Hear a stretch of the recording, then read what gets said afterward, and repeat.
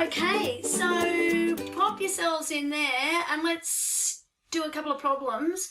This one I think parts of this are set up as a quiz, so where we all have a winner and a loser. We don't really have a winner. I do want to take a minute. Sorry, we don't really have losers is what I meant to say then. No. Oh, goodness me. This is all just getting a little bit hard for all of us. I do want to explain a little bit one of the reasons why I do little quizzes. The intention is actually not to stress you. They have a couple of different benefits. One is, particularly when we do them at the beginning of the class, I get a really good sense of how well prepared you are, or not so much how well prepared you are actually, it's more about where things are sticking and where they're not. And that lets me then judge in the moment where I need to spend most of my time. Secondly, I don't know how much you know about cognitive biases, but I personally am a complete victim of confirmation bias. So I can be looking at something and I'll be asked the question and I'll think, oh, it might be A or B, and then goes to the next slide or whatever, and whoever it is tells me it's B, and I think, yeah, I always thought it was B. There's something about actually committing to an answer that actually helps you work out what you do know and where you need to push yourselves a little bit harder. I also think as we move into these kind of tasks, the way I've been pulling together exams, usually your exam questions will be a bit more complex than the kind of questions we're doing here, depending on where things sit. But usually there'll be a scenario and then often 3 or 4 questions. Now, they're never going to be multiple choice. Oh, I guess never say never in this crazy environment we're in at the moment. But they're going to require a short answer of some sort. But knowing what the scenario is doesn't necessarily help you know what you're going to be asked.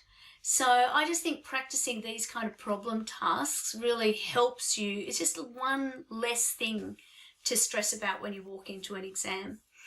And then I like doing them in the group here because we work out together where it's tricky for you and where I can help you.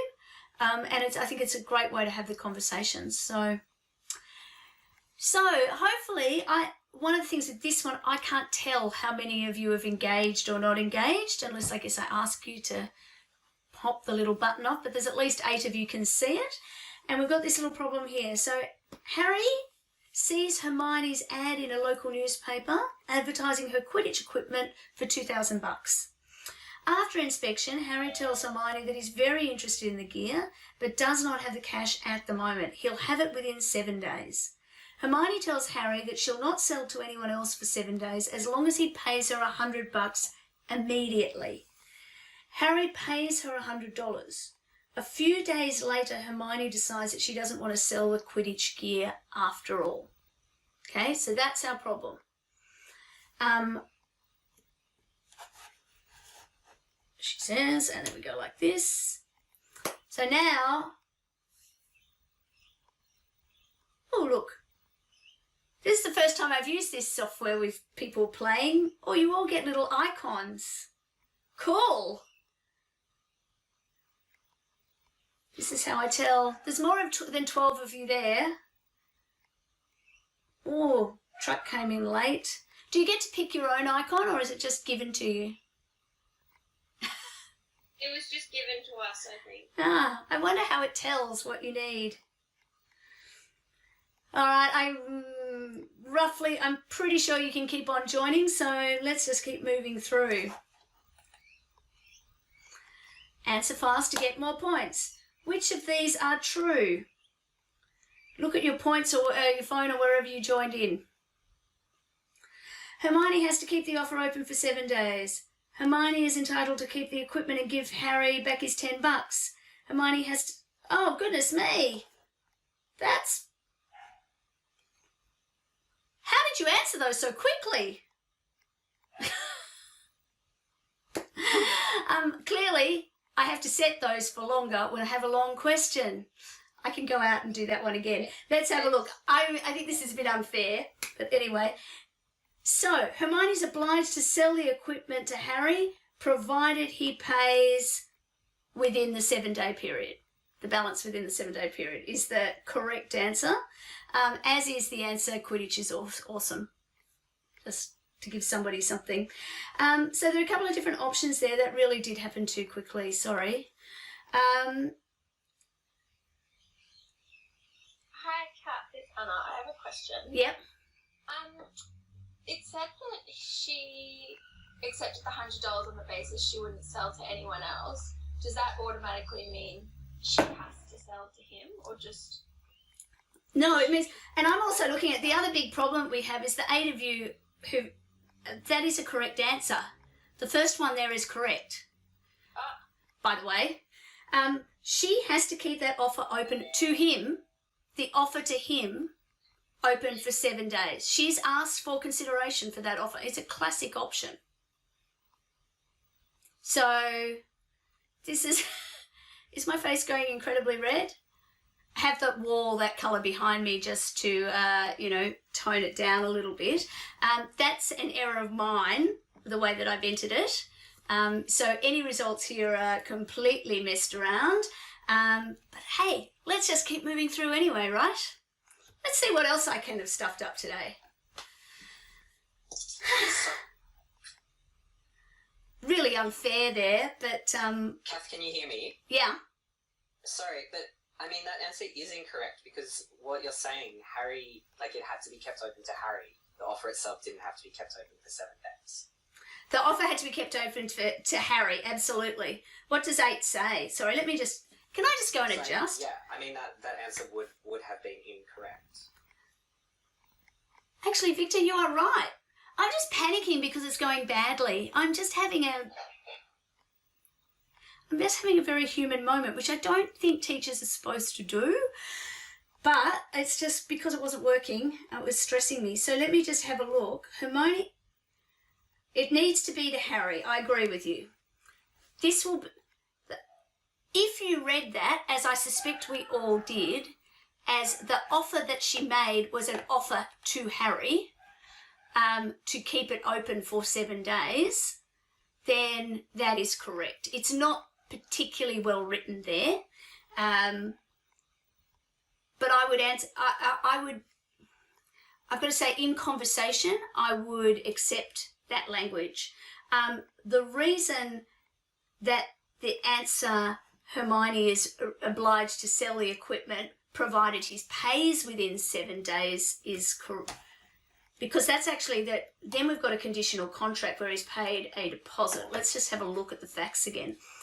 Hermione tells Harry she will not sell to anybody else for 7 days as long as he pays her $100 immediately. So what's actually happening there when we pull it apart, can you not hear me again? Yeah, because you're sharing the screen. Okay. But we can all see it. You can see it on the other thing anyway, right? So I don't need to share the screen. All right, let's just do that. I popped back into the original. Sorry. So you didn't actually hear my apologies and short meltdown. Honestly, you guys will never forget this year, right? And because it's your first year of your degree, it's only going to get better, right? Whatever, even if if you're hating it right now, it's going to get better. And if you're loving it right now, it's going to get better because we're all on the back foot. So what I was trying to say is, and I don't know, you won't be able to see this if you're not sharing the screen, but I'm highlighting the words. It actually looks like it's an option, but it's not. What has happened is she's put an ad in the newspaper, invitation to treat.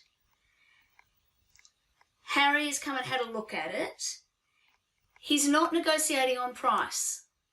So he seems to be happy with the $2,000. We've got nothing there. But he says he can't pay for it all yet, but he can pay the balance in 7 days. So she says, okay, I won't sell it to anybody else for 7 days, but you need to pay me $100. Now, that's more likely to be a deposit because they've entered into an agreement to sell than it is to be a payment for the option, an agreement to hold the offer open. And the reason I can think that is because he's basically pulled her into that promise, and she would likely be able to sue him if he was the one walking away. If it was an option, it's just he's got an exclusive period in which to accept the offer. The reality is we don't have enough information. I think the way that it's written, I think Victor is right. That, but as I looked at it quickly, and I'm thinking, we don't have enough information. That's not a stupid answer. And you're not in an exam scenario, you're not doing multiple choice questions. So you would be looking to the precision in the answer, but I would pay that as an answer with some reasoning set behind it. Hopefully I haven't stuffed this up too much, and that over time you'll see that you can actually put in some text answers as well, and we'll get better at this. So I'm ignoring the results for now.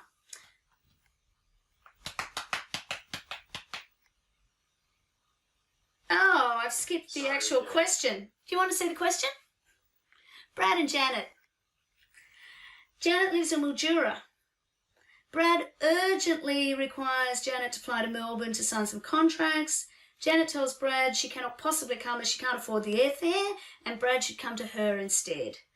Brad promises to pay Janet $500 if she flies to Melbourne. After the contracts have been signed, Brad tells Janet he doesn't have the $500. Has consideration been provided for the agreement? The agreement here would be Janet's agreement to fly from Mildura to Melbourne. Okay?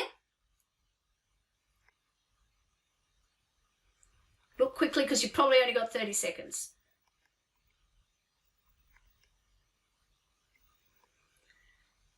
The act of flying to Melbourne is consideration for the payment. Brad made a promise to pay. Brad has not paid Janet and doesn't have the money. No, it was a gift.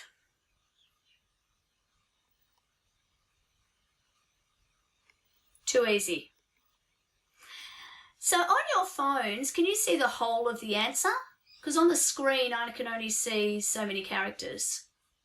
But can you, does it cut off or? At the moment I can just see just as correct answer. That's all. Ah, okay. You can't actually see what the... Yeah, I think I need to play along with you and get the experience. I can see the benefits of doing it this way, but throwing good money after bad, as they say.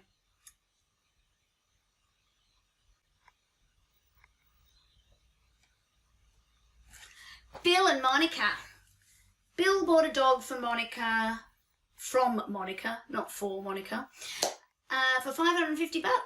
After the transaction was complete, Bill asked Monica if the dog was docile and well trained. Monica promised that he was. It turned out that the dog had to be muzzled as it bit people and it wasn't trained at all.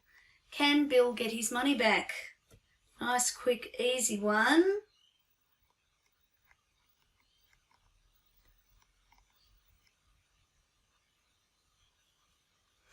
No, because Monica's already spent the money. No, the promise Monica made about the dog's temperament was not enforceable.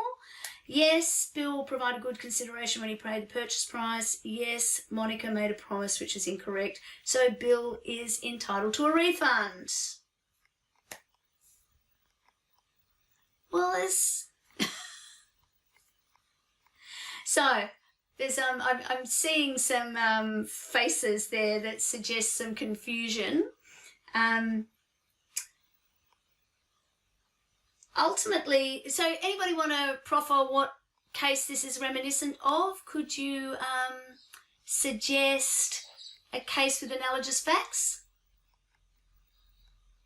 The one with the horse. It's a pretty good answer, the one with the horse, just generally, by the way. It helps in Feldhaus and Bindley, Rascola and Thomas. There are a couple of them.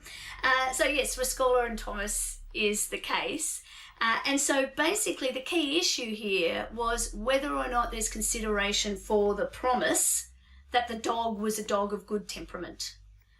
And as that question was asked, and if it even was a promise, the statement, the representation was made after the agreement was entered into, there was no consideration. So that promise is not enforceable.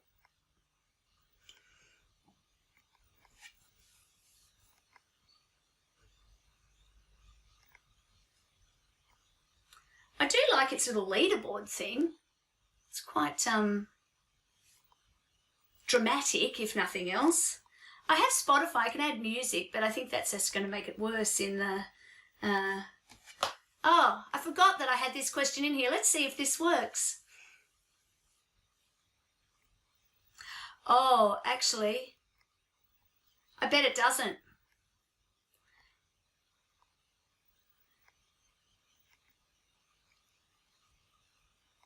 So the answers there sure to be correct, but my guess is they're all going to come out no, because I've got a feeling that I typed in Feldhouse and Bindley. I'm going to advise you in advance. Oh, this is not my star moment. What's it actually saying? Is it giving you an answer? Is it telling you?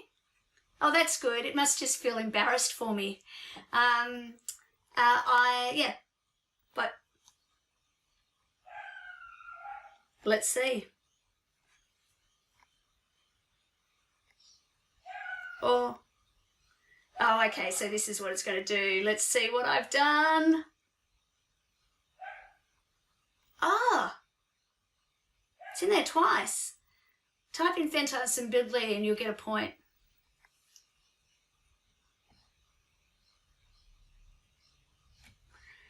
Okay, lesson to self, put in the right answers and allow more than 30 seconds for multiple questions. Let's see what it does.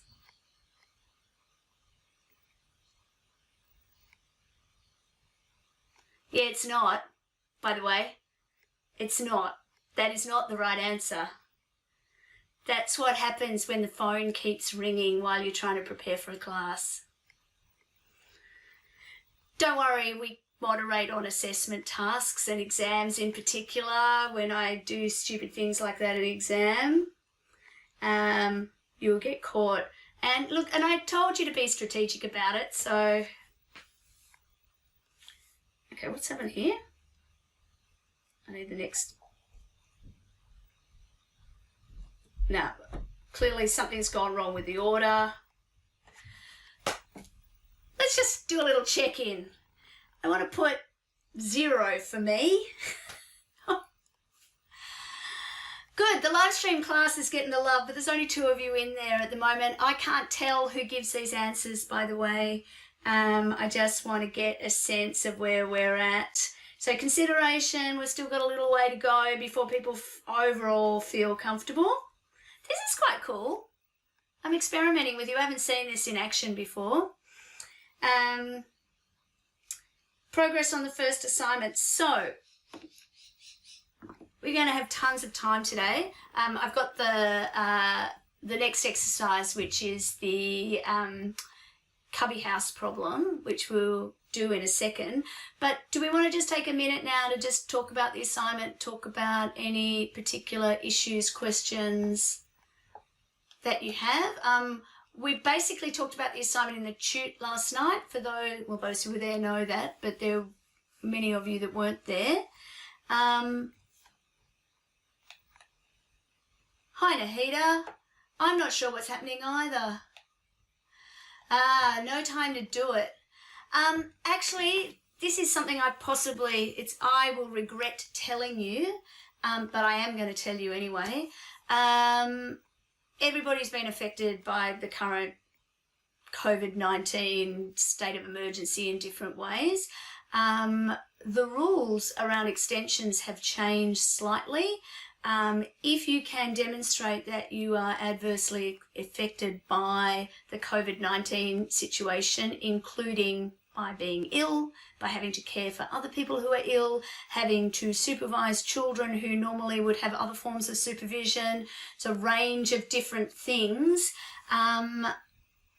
Firstly, not a psychopath, I would be giving you the 7 days anyway, if you ask me nicely. But if you fill out the forms and give the proper kind of evidence, apparently there is up to 21 days worth of extension time available to people. Now, why do I say I don't want to tell you that? Partly because I do worry that some people will just take advantage of that because getting started is really hard and it's already a really hard situation. And secondly, it makes it really hard for me to organise my time when I've got to mark papers that come out of the blue like a lot longer after the others. And it also means that you won't get feedback until much, much later than you otherwise would have. And feedback is probably more important than anything else at this stage. It also means that you'll have another assignment that is due a week or less even after this next assignment is due if you took the whole 3 weeks. You would have only a couple more weeks to do it. And that is a bigger assignment and it is remarkably more complex and will be easier to do if you've got feedback. And I just think it can put you into a spiral.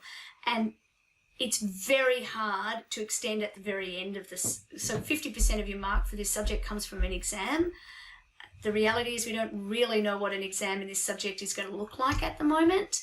I'm told for the OUA students it's business as usual, but I don't really believe that because how on earth can you go to an invigilation centre if everything's locked down?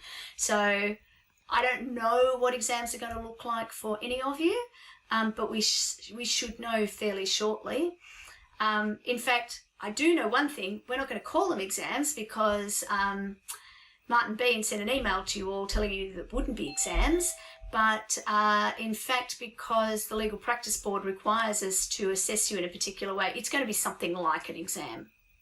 Kath emailed us all the other day to say that I think they got an exemption for doing online exams. I believe that that's what's under interrogation at the moment, but I don't think we know how it's actually going to work yet. So, yeah. So what I'm saying, though, is that end one, they're really hard to get moved or to get deferred. And so if you start to get sort of backup extensions now, you can end up in a world of pain at the end of the semester. And I think most of us think in this COVID-19 world, it's probably going to get harder before it gets easier.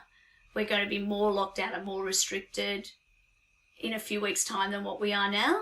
And those of you, particularly those who have to look after small children or elderly parents or any of that sort of stuff, you're probably going to be more at your wit's end in a couple of weeks than you are now. And I think my wits ended about 3 days ago, to be quite frank. No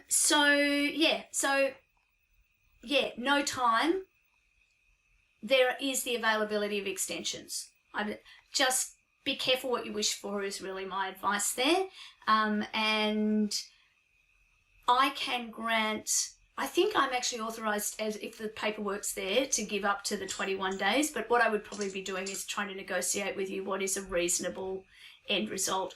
The other impact that I have too is that I like to give pretty fulsome feedback to the whole group, and it's unfair to do that if not everybody's finished the assignment, if you understand what I mean. So it may also be that I need to come up with an alternative assignment for people who will need to have a lot of extra time.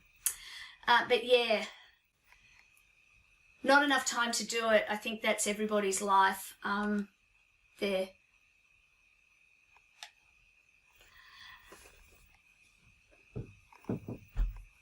Joey's saying that toggling his mic off and on is helping with his audio. I hope, yeah, I can't think why, but if it does, awesome. Any other questions? Okay, well, let's have a look at the cubby house problem. For the first time in my life, I might have completely underestimated how long it was going to take us to do things, and we might finish early. This is not usually my way.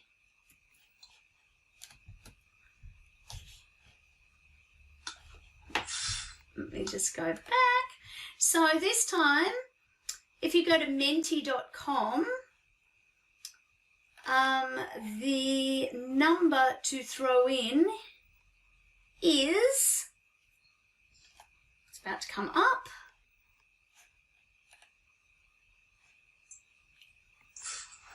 No, it's not about to come up. Let me just... The number is 551862. 551862. Now this problem, this one's an example, more like an exam problem, where the questions that follow all relate to the same scenario. A copy of this scenario is in Canvas. It's basically in the topic 5 materials. So you can go back to it and have a look at it, or I can flick back to it if you need me to. So take a minute to read the scenario. I assume you can see it on your phone. Actually, no, I'm using my phone to record to make sure that there's good recording. So I can't actually look at it myself. Oh, unless I open it here. Might just try it.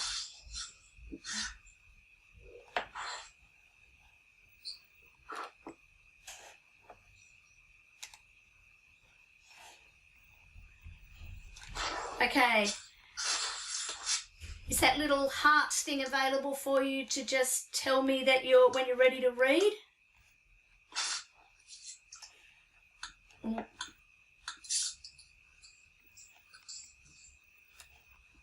Can't remember if that's something I put in or not. Okay, or just give me a little thumbs up or a reaction of some sort when you're ready for me to move on to a question.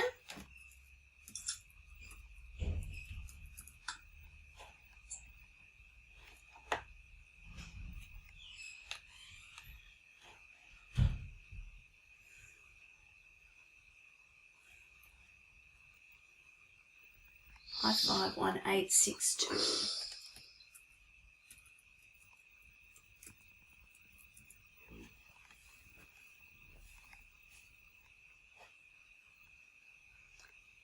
All right, are we ready? Okay, I saw Marius's thumbs up there. Ready, ready, ready. Oh, no heart this time around. What do you know? Okay, let's go. Let's see what the questions are. Was the contract between TimberTop and Ace legally binding? Yes, they were both happy. No, they couldn't finish the work. Yes, consideration was given in the form of a promise to build cubby houses. No, the price was underquoted, so the consideration wasn't adequate.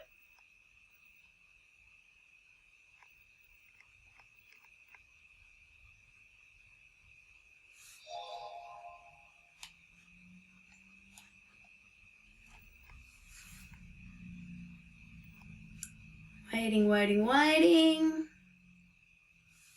Oh, I see, this one isn't timed. Clearly I need to learn how to use the software.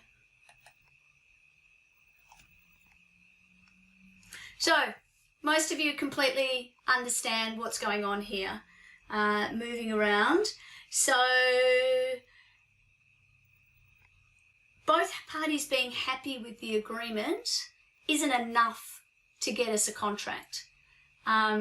It demonstrates that there was intention, but it's probably not enough to get us a contract. And so that other statement, consideration given in the form of a promise to build the cubby house in return for a promise to pay $20,000, demonstrates that we have agreement, there's a bargain, there's a detriment and a benefit, and there's consideration moving from both sides. So that is the better answer of the two. Okay, let's keep moving on. Just sing out if you've got questions. So what was the agreed price for Timber Top Nurseries promise? Delivery of the cubby houses, completion of the contract, signing of the contract, or payment of $10,000.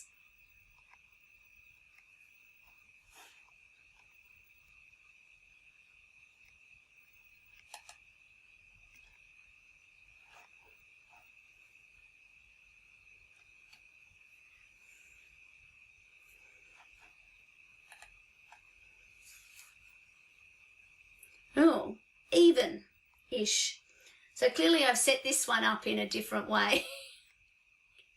Anyway, we'll get there.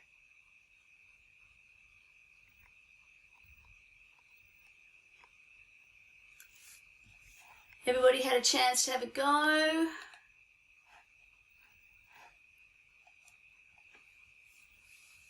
Oh, got a bit of a extra radical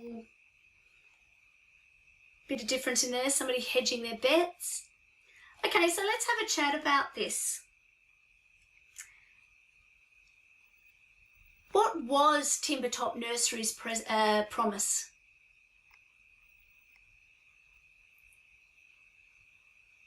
What did they promise?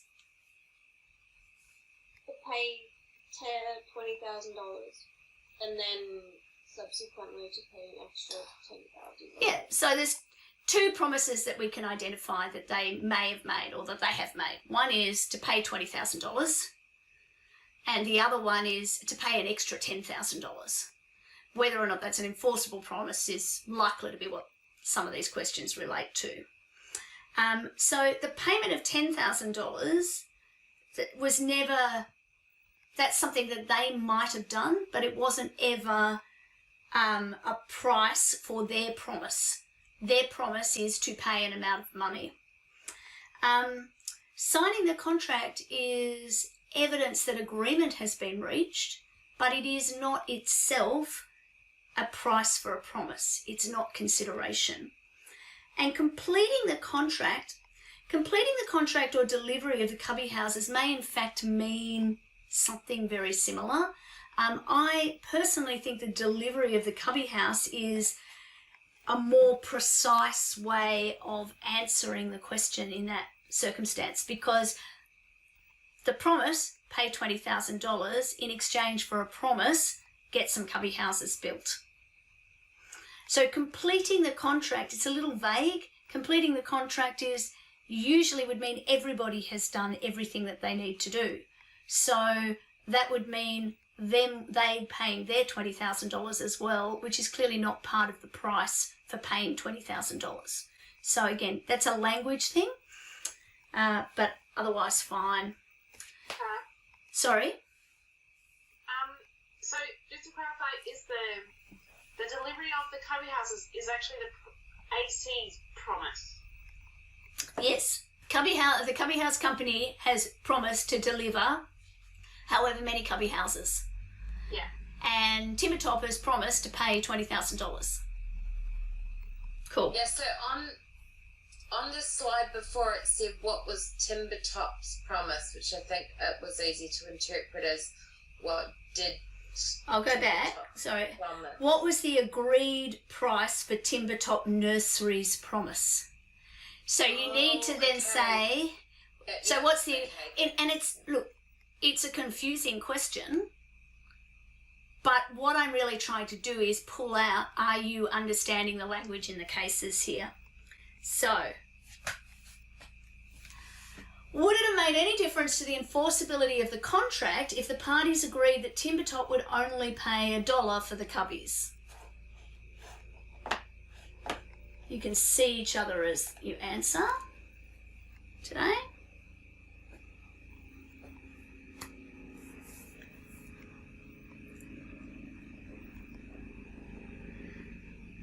So only 9 of you brave enough to put an answer in. You do realise this is completely anonymous. I have no idea what anybody puts in other than if you tell me.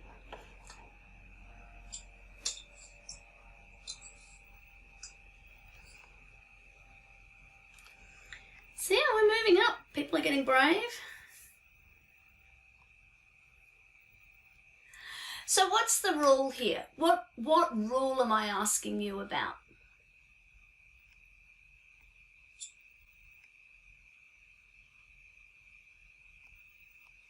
Consideration must be legally sufficient, but it doesn't need to be adequate. And for that reason, it wouldn't make any difference at all to the enforceability of the contract if TimberTop had agreed to, if Ace Cubbies had agreed to build those cubby houses for $1, or for a pair of smelly shoes, or a peppercorn, or $5 each, or $2 million each. The law won't inquire into whether or not the price is an appropriate price. It just needs to see that there is legally sufficient consideration. So that goes to, is it bargained for? Is it real consideration, or is it past consideration? By the way, I hate the term past consideration because it implies that it's consideration when it's not. I find that it's an unfortunate term, but it's in the cases quite a lot. Okay, would it have made any difference if the developer had offered to pay $10,000 to Ace Cubbies?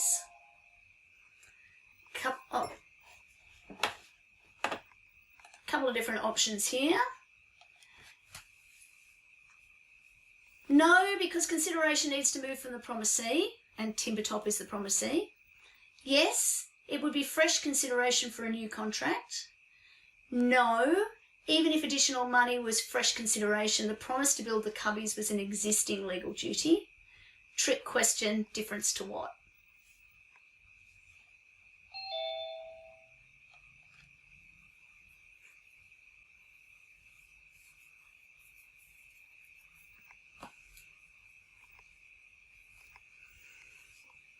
I'm actually wondering whether what I've allowed to be a correct answer in this one. I'm going to hit the button to have a look. So even if the additional money was fresh consideration, a promise to build the cubbies is an existing legal duty. So again, probably a good case to think about here would be woolen mills.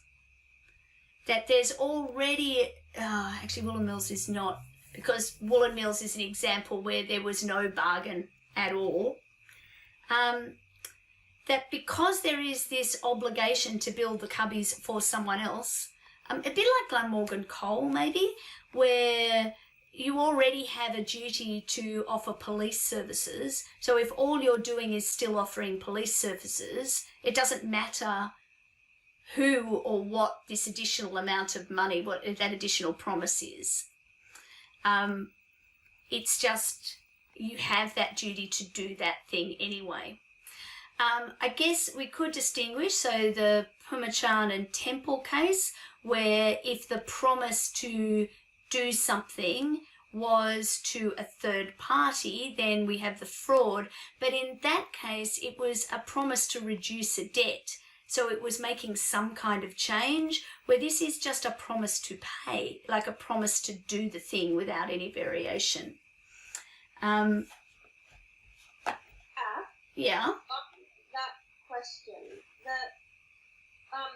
could you say that the case in Hong Kong with the... Oh, yeah, food chip. Yeah, would that, because in my notes, anyway, it says a promise to perform an act which the promisor is under an existing duty to a third party to perform may constitute good consideration. But there needs to be something else added. So in food chip, what happened is you're adding in, well, there are a whole lot of things happening in food chip. It's a very confusing case. So it's not as basic as just that. It's not, and so what's happened, in that case, it became a new contract. We would need something else as well before we seek to have a problem.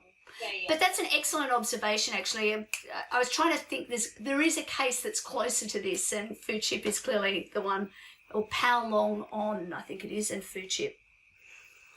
Very confusing case indeed. Okay, true or false? Ace Cubbies provided consideration to Timber Top Nurseries for the payment of $30,000.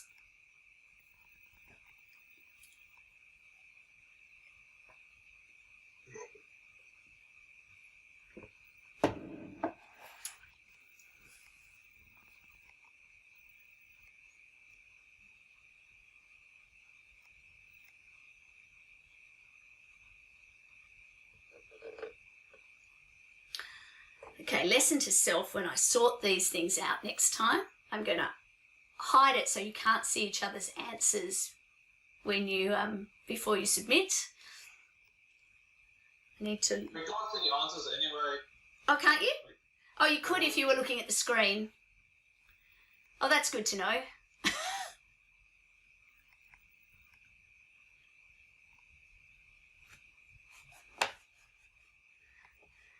Okay, 15 of you in.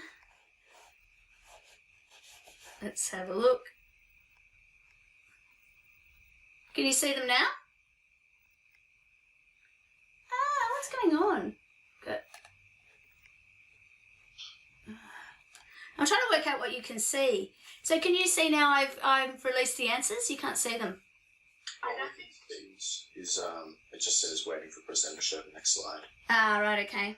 Well, I am showing the slide, which it's kind of built so that you can see it in the room, and because I can't share my slides with you without wrecking the sound, basically so the answer here is false, basically. So that seems counterintuitive because there seem to be promises to pay $30,000, and many of you have probably reached the conclusion, or you may have reached the conclusion that TimberTop should be held to that promise to pay the additional $10,000, because you're thinking about cases like Musumeci and Select Move and Williams and Roffey Brothers, or Roffey Brothers and Williams, can't remember which way around it is. But remember, those cases are about exceptions to the consideration rule. So the practical benefit is not consideration. It gives rise potentially, and we'll talk about whether it works in this case or not shortly, but it gives rise to the practical benefit exception. So it is, I can't remember what my next slide is, might have even asked this same question, but there's no doubt that there is consideration for the promise to pay $20,000. But there isn't consideration for a promise to pay $30,000. So, Kath, the practical benefit isn't present in this case? Well, we haven't got there yet. I'm sort of preempting as to why people might have thought that there was consideration for the whole $30,000. So if you're thinking, well, this consideration was the promise to build the cubby houses for the first 20, and then there's practical benefit for this 10, so there's consideration. Without actually coming down on whether there's a practical benefit or not yet, I just wanted to point out that practical benefit is different from consideration. It's an exception from that requirement. Gotcha. So the next question, the next slide is, did Ace Cubbies provide consideration to TimberTop for the payment of the $10,000? So your options are, yes, Cubby House competed on time. No, it was a promise to perform an existing legal duty. Yes, TimberTop Nurseries promised to pay Ace Cubbies. Or no, the original contract price cannot be altered. And what I'm seeing on the slide here on the results, in fact, let me just share it with you quickly and then go away from it so that we don't lose too much sound. So that's what I'm seeing at the moment. Sorry, I'll stop the share quickly because clearly when I share my screen it impacts sound just way too negatively. So most people are absolutely on the money there. There's a promise to perform an existing legal duty. So there's no consideration for that additional 10,000. That doesn't necessarily mean that they won't be required to pay that extra 10,000. It's just answering the technical question, is there consideration for it? Then if there's no consideration, if you remember my markup map at the beginning, then we ask ourselves, is there an exception that applies?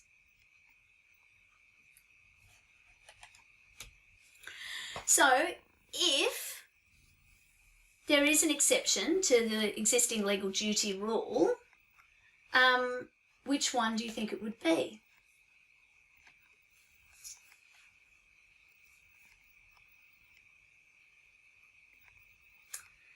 Promise to benefit a third party, original contract terminated and replaced. Actually, we haven't spoken about that and we should.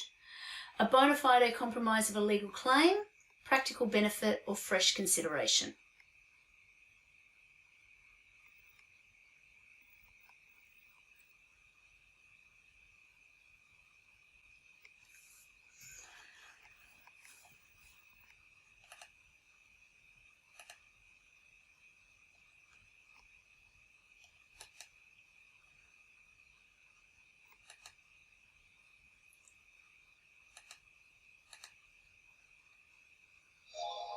I've just... Kath, you've muted yourself. I didn't mean to. I was trying... Come on.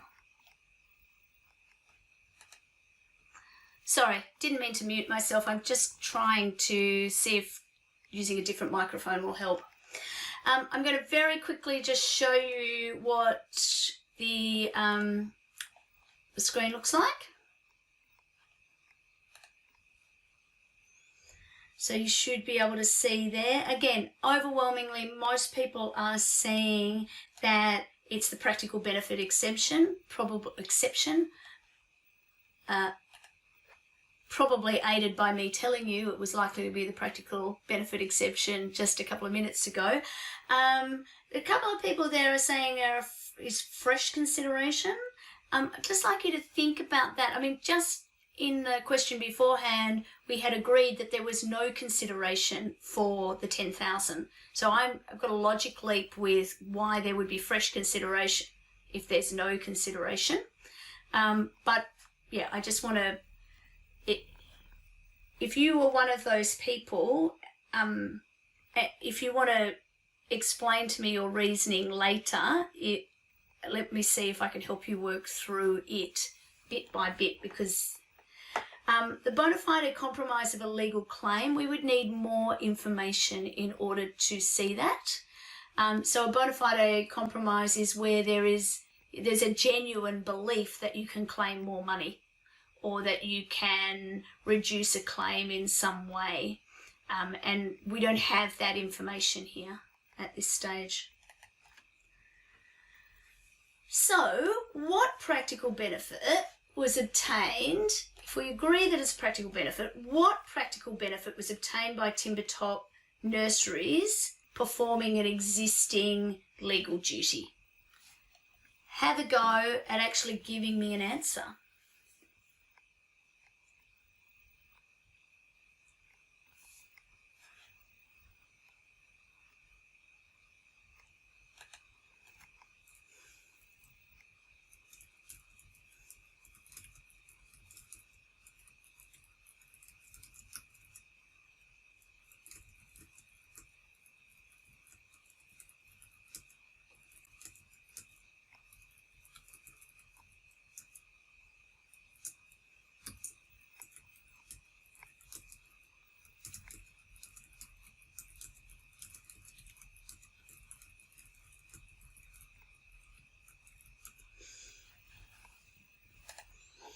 Okay, I'm going to share the screen again and hope the audio is okay.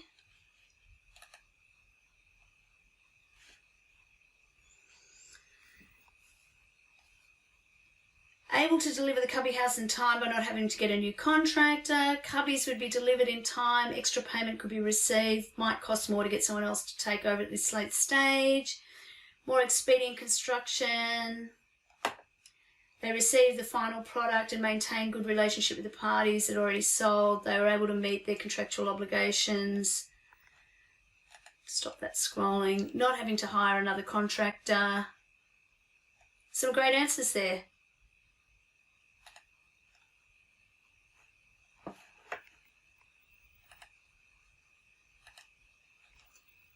Oh, sorry, did you not actually... You couldn't actually see them. I'm just reading away, looking at the answers. You're not really getting a chance to do that. But yeah, look, there's some really excellent answers. I'm not seeing anything there that would concern me. I can see that you can see what a practical benefit is. The trick to this is understanding that a practical benefit offers an opportunity for an exception to the requirement for consideration. And in Australia, that requirement means that the benefit needs to be adequate as well as sufficient. They're my words, not what the judge says, but if we think about it that way, the benefit needs to be greater than the detriment that would be suffered by the forbearance or the extra payment or whatever it is. Okay. Kath, can you just say that again? So it's an exception to the requirement to have consideration. Consideration, okay. So when we look at practical benefit, what has happened is that the practical benefit arises in circumstances where the promisor, the person who's receiving the practical benefit or getting the benefit of the situation, is either giving something up, so agreeing to a lesser rent, or paying an additional amount of money. So they're doing something, and they're then subsequently arguing that there's no consideration for that detriment, that promise that they've made.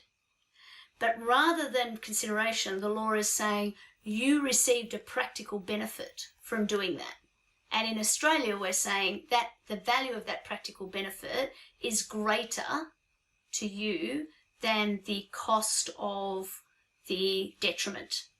So the amount that you agreed to reduce the rent was less than the benefit that you got from having the shopping centre not be dark and empty of shops.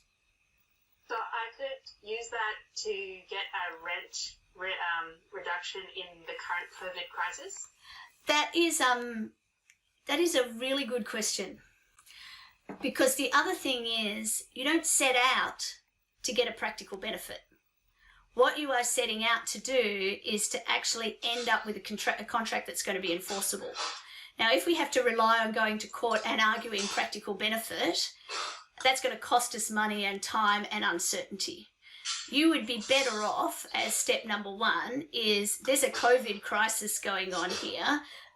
I want to renegotiate our rent. Let's make sure there's fresh consideration of some sort, or that we renew the agreement entirely. We actually officially terminate and start again, because we want it to be... Again, I'm a lover, not a fighter. I'm not a barrister. I've been writing agreements. So from cases like this, I learn ways to make sure that my clients don't end up at court dealing with this kind of situation. Because often these remedies are they're our last resorts. So, well, you can't get evicted either. So legislation comes in over the top at the moment too. So, but you would be better off starting again. But of course, to start again, and this is one of the things we haven't spoken about over the course of what we've done today, is because one of the exemptions is, do we just have a whole new agreement? Do we actually terminate our old agreement and replace it with a new agreement? And again, we can do that with consideration, and it might just be for $1. We could have, or you could do it by deed. Remember, we don't need consideration if there's a deed. One of the ways these guys could have saved themselves a whole lot of trouble is Musamechi, for example, could have put forward a deed a deed to vary the lease, change the rent to blah, blah, blah, no consideration. So always we're looking for other ways to achieve the same thing. Okay. Yeah, I think where I was getting confused on that is the terminology that the practical benefit amounts to good consideration or sufficient consideration. So I think that language is used in a few of those. So the practical benefit is the consideration. So yeah, technically, I hope that's not in my slides. Because I must admit early on, I remember when I finished law school, that's how I understood it. Or actually, I think these Musamechi might have even been after I finished law school. That's how I understood it anecdotally until I read the cases and the textbook. But the textbook's pretty clear on it, as it falls into the exception category. So, yeah. It's just in the judgments they go like it was held that it amounted, the practical benefit amounted to sufficient consideration. So it's used that language, has it? Yeah, and then even in the Musamechi one, it's similar. It says a practical benefit should only constitute good consideration if the beneficiary's performance is capable of being regarded by the modifying party as worth more than blah, blah, blah. Yeah. So it calls it good consideration. It does call it good consideration. But it is a practical benefit, yeah. It's not consideration, it's a practical benefit. Yeah. So, yeah. Look, at the end of the day, it becomes a matter of semantics anyway. It really does become a matter of semantics. But we look at it in the context of this is an exception from the requirement to have good consideration. We could call it consideration of another type, but I think then we just end up broadening this definition of consideration into all of these extra different things. It's just an exception for the requirement for consideration is if we can demonstrate this practical benefit. But you need to get a court to agree with you as well. So I think it is actually more precise to think about it as an exception. Yeah, awesome. Thanks. And you do have to remember that what you're doing here is you're learning this stuff so you can solve problems. I'm hoping you're learning it so that you can, write awesome contracts one day. And even those of you who are not going to be commercial lawyers will be dealing with contracts all the time. So it's learning from, like I say, it is in part learning how to have a good marriage by talking to a divorced person. By reading these cases, by understanding these things, you can think, well, my options is I can have in the contract, I can be explicit as to what the consideration is.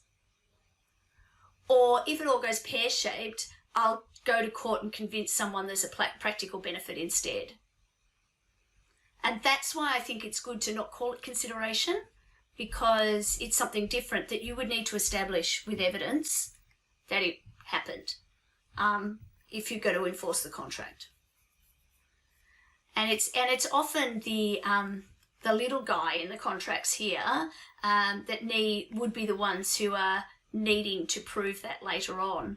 The person who does need their rent reduced because of COVID-19, or who's struggling to keep their business afloat and has been, basically bullied into doing stuff at risk of not paying employees on time by somebody because they underquoted at the beginning, who then promised to pay them properly.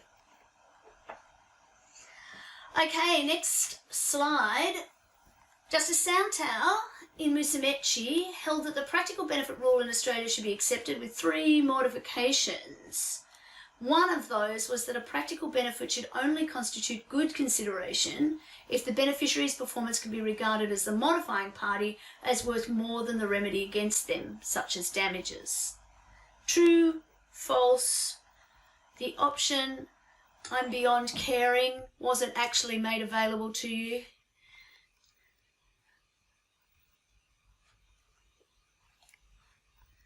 So far, everybody who's put something in there has said that that is true.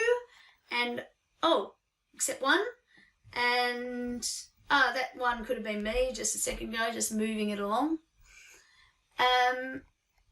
It is true. Read the judgment. And that's the requirement that we need to think about. What are we at time? I think I've got 1 or 2 more questions here. literally time for questions from you. Do we want to take another 5-minute break or so? And then I don't have any slides, but I think there might be some value in talking about, in very broad terms, about the option where there is no consideration of, or where we need to make this kind of variation of terminating and creating a new contract. But I don't think I'm going to keep you right till the bell's end today, which is bizarre given how many stops we've had. But yeah, do you mind 5 minutes? Cool. I need water. I'll be back.